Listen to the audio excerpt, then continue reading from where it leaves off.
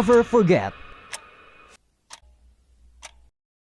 In the early morning of September 14, 1814, in the midst of battle, as the sun rose to give light to another day, the American flag, which flew over Fort McHenry in Baltimore, that was loosely woven so that it could fly on a 90-foot flagpole, inspired the lyrics of the American National Anthem, also known as the Star Spangled Banner.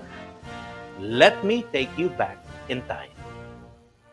After the Revolutionary War, the British and American governments were in deep conflict. They captured the nation's capital, Washington, D.C., and proceeded to attack Fort McHenry in Baltimore. In their siege, the British captured prisoners. Some were even detained inside their British warships. Francis Scott Key, a well-known Washington, D.C. lawyer, poet at the same time, went to Baltimore to petition for the release of a physician named William Baines. The British were holding Baines aboard the ship in Baltimore, where the negotiation happened. After a week of negotiation, Key succeeded in gaining Baines' release. But because the British planned to bombard Fort McHenry in Baltimore, Key and Baines were detained inside the ship. On September 13 to 14, the Patriots watched as 1,800 bombs, rockets, and shells hit Baltimore, 400 of which landed inside the fort where an American flag was erected.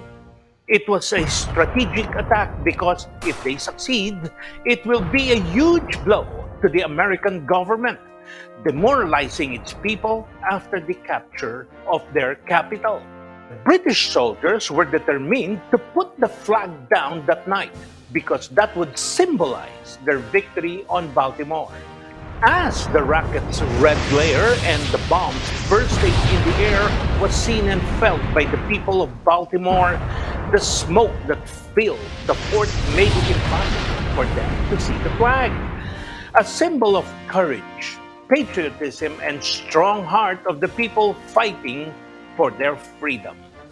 By dawn's early light that sparks a new day, they saw the flag still standing, whose broad stripes and bright stars proudly represent what they were victorious in defending the fort. But not without a price, 4 people were killed, while 24 others were wounded. After the American detainees were freed, the British fleet withdrew. Francis Scott Key wrote a poem that touched the hearts of the people of America. It was first named The Defense of Fort McHenry. The newspapers published the poem and was later called the Star Spangled Banner. Then, an actor used his lyrics in a popular British tune that was later on used on military events. On March 3, 1931, President Herbert Hoover signed a legislation making the Star Spangled Banner the country's first national anthem. This song that represents America's determination to achieve its hard-fought freedom is still the national anthem that is proudly sung by the American people. And the Star Spangled Banner, in triumph, shall wave over the land of the free and the home of the brave. Don't ever forget that. And don't forget also to like and subscribe and hit the notification bell for more videos.